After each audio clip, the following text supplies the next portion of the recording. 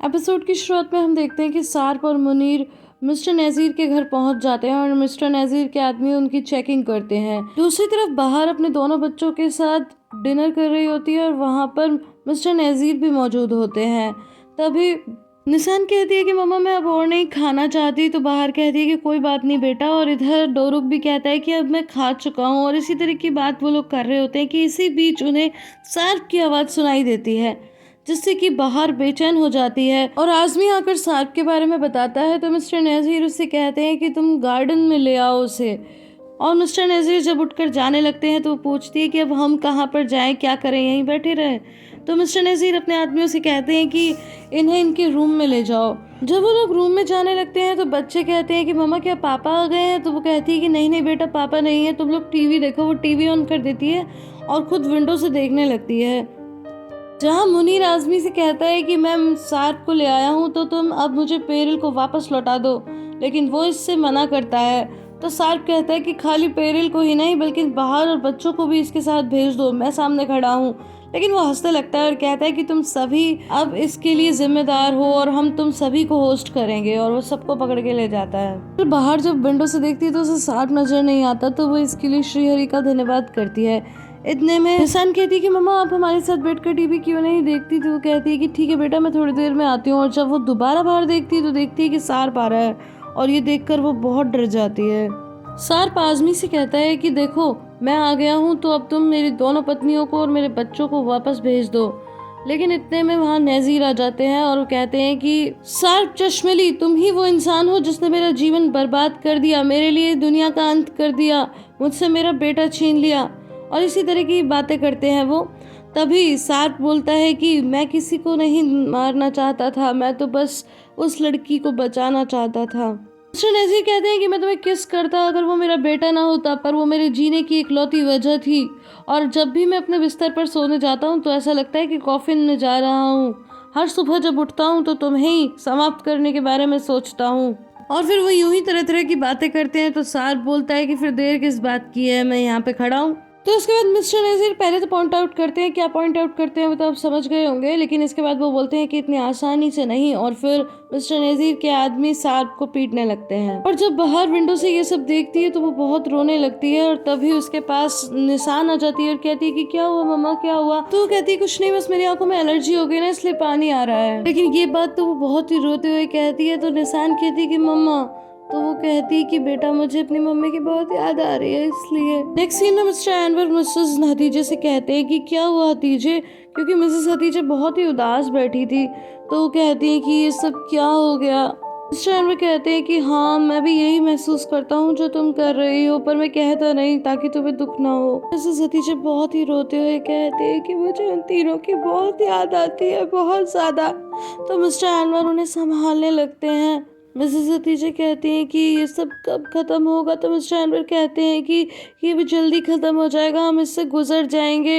लेकिन मिसेस हतीजे बोलती हैं कि क्या हमें एक दिन भी शांति को मिलेगा। मिस्टर एनवर उन्हें बहुत ही प्यार से गले से लगाते हैं। और वो लोग ये बातें कर ही रहे थे कि वहाँ पर यीडल आ जाती है और कहती है कि हतीजे आंटी क्या कुछ हुआ है।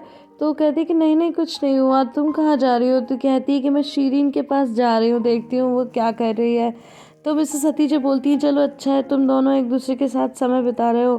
तो फिर वो कहती है कि हाँ वो मुझे बहुत अच्छी लगती है, वो बहुत अच्छी है। मिस्टर एनवर टोंट में कहते हैं कि हाँ शीरीन बहुत अच्छी लड़की है। तो मिसेस हतीजे उन्हें कहती है कि एनवर, तो कहते हैं हाँ हाँ ठीक है मैं कुछ नहीं कह रहा। इसके बाद यीडल शीरीन के पास जाती है और उससे पूछती है कि तुम कैसी हो। तो कहती है कि हाँ मैं ठीक हूँ, तुम कैसी हो। वो कहती है मैं भी ठीक हूँ। और इधर शीरीन एम्ब्रे का स्केच भी बना रही थी। और इतने में शीरीन कहती है कि क्या तुम कुछ कहना चाहती हो। तो यीडल कहती है कि हाँ एक्चुअली मैं अपने पैसे लेने आई हूँ। तो कहती है कौन से पैसे। तो यीडल कहती है तुम मजाक कर रही हो। तो कहती है कि नहीं मैं कोई मजाक नहीं कर रही, कौन से पैसे। तो कहती है तुमने कहा था ना कि आधे आधे पैसे लेंगे ब्रेसलेट बेचने के। तो कहती कि हाँ मैंने कहा था, जब तुमने पहली बार उस जूलर को वो ब्रेसलेट बेचा था तो उसके पैसे तुमने रख लिए थे, अब दूसरी बार बेचूंगी तो मैं रख लूंगी। बस फिर क्या था। गुस्से में शीरीन की ब्लैंकेट बिगाड़ कर गुस्से में वहां से चली जाती है और जोर से दरवाजा पटकती है और सीधा अपने रूम में जाती है। ये देखकर मिसेस हतीजे बोलती है कि अरे इनको क्या हुआ, क्या इन दोनों में झगड़ा हुआ? अभी तो मैं कह रही थी कि ये दोनों अच्छे दोस्त हैं। तो मिस्टर एम्बर बस मुंह बनाते हैं, कहते हैं मुझे नहीं पता। मिसेस हतीजे कहती है कि आप ना पूरी पूरी बात नहीं कहते, अपने अंदर है ना कुछ बात रखते हो, और फिर गुस्से में वहां से चली जाती है। सीन में हम मुनीर को एक रूम में देखते हैं जहाँ पर थोड़ी देर में सार्प को भी लेकर आता है आजमी, और फिर मुनीर और आजमी के बीच में बहस होने लगती है जिसमें कि मुनीर कहता है कि तुम वापस कर दो दोनों लेडीज को, तो वो कहता है कि नहीं। तो उसके बाद में दोनों अपने अपने मालिक की तारीफें करने लगते हैं कि हम तो उनके प्रति वफादार हैं।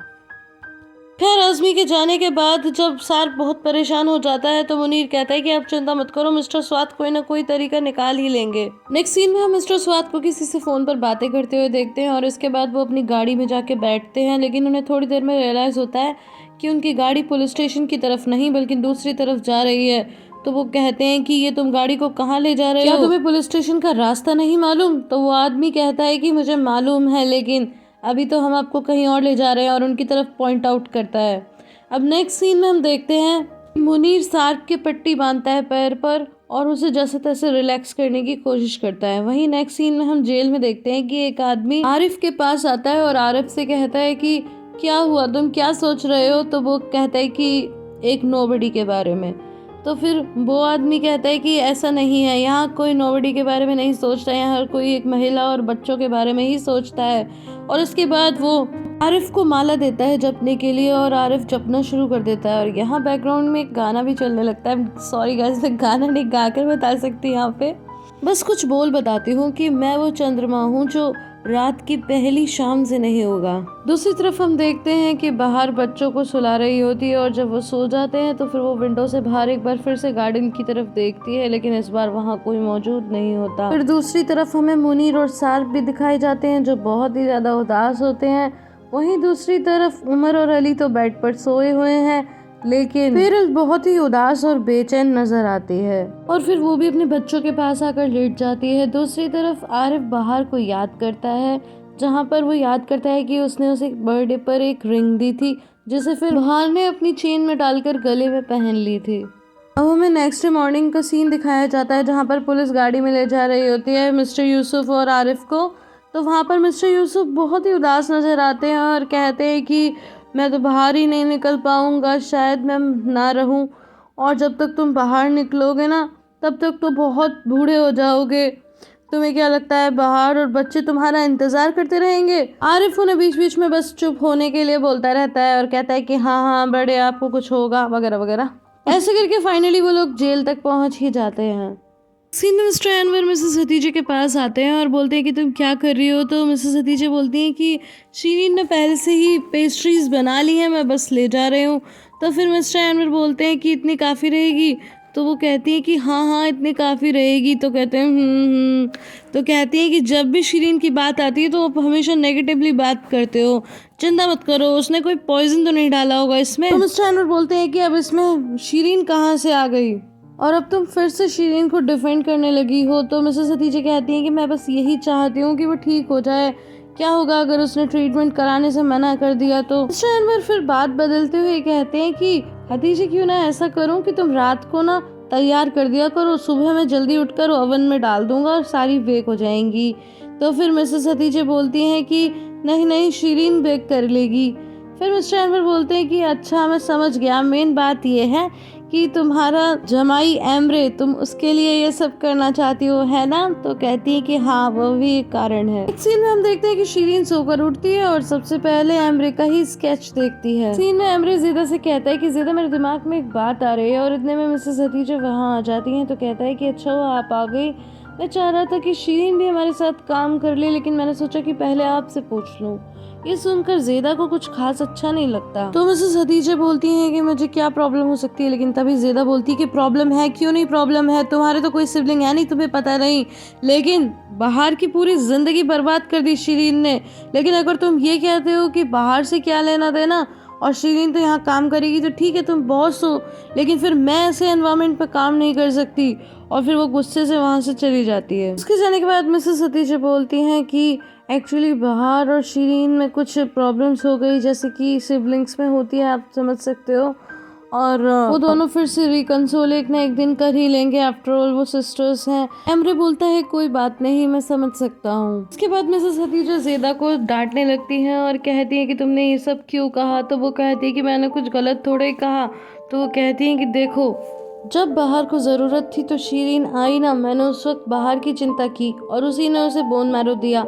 इस तरह नहीं करते, एक माँ के लिए तो दोनों बच्चे बराबर होते हैं ना। तुम प्लीज़ ऐसी बातें मत करो। और ये क्या तुम उसे डेविल डेविल बोल रही थी। फिर इसके बाद ज़ेदा चुप हो जाती है। अब नेक्स्ट सीन में हम देखते हैं मिस्टर अनवर तैयार होके जा रहे होते हैं और तभी शीरीन कहती है कि पापा आपको ये सब काम करने की क्या ज़रूरत है, देखिए ना अभी तो आपकी सर्जरी हुई है, आपको आराम करना चाहिए। लेकिन मिस्टर अनवर बोलते हैं कि अगर तुम्हें वाकई मेरी परवाह है तो प्लीज़ अपनी मॉम को ये सब मत बताना। तो वो कहती है कि ठीक है। वेल गाइस, अगर उसे वाकई इतनी परवाह होती तो वो अपनी पिछली जॉब में जो कुछ भी उसने किया वो तो ना करती। नेक्स्ट सीन हम देखते हैं कि सार विंडो के बाहर झाँक रहा होता है और तभी वो मुनीर से कहता है कि अगर मैं ना रहूं तब क्या तुम दोनों लेडीज़ को ले जाओगे, तुम्हें क्या लगता है कि ये लोग ले जाने देंगे। तो वो कहता है कि मुझे नहीं पता, मुझे कुछ समझ में नहीं आ रहा।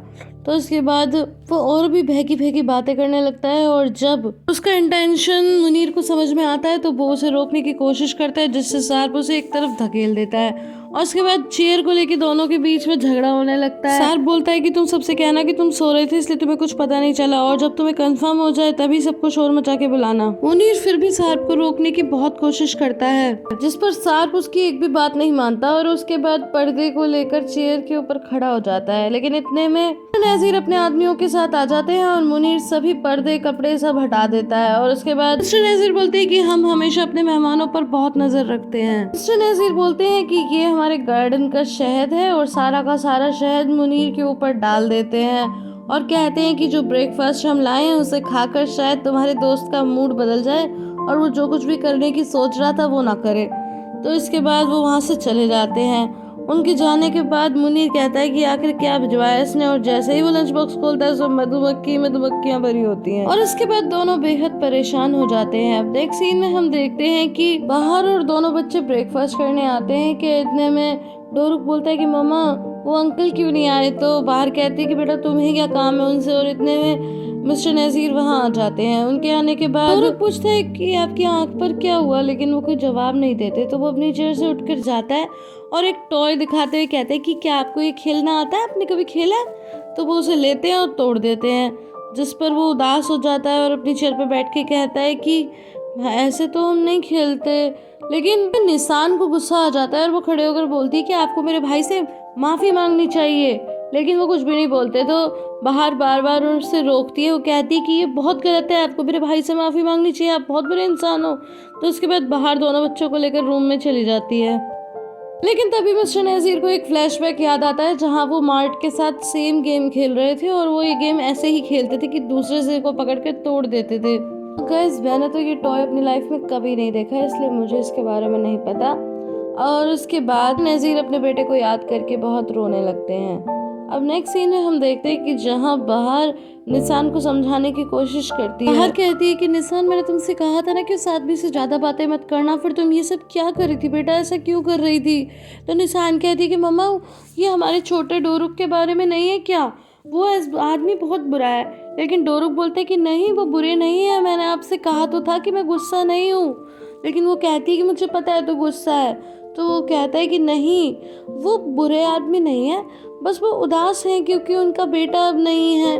तो फिर निशान चुप हो जाती है। फिर डोरुक बोलता है कि मैं भी थोड़ा डर गया था, लेकिन वो उदास हैं, वो बुरे आदमी नहीं हैं। और फिर ये एपिसोड यहीं पे खत्म हो जाता है। गाइस, आई होप आपको ये वीडियो पसंद आई होगी। अगर पसंद आई है तो इसे लाइक शेयर एंड कमेंट करना बिल्कुल भी ना भूलें। फिर मिलती हूँ अगले वीडियो में, तब तक के लिए bye bye and take care.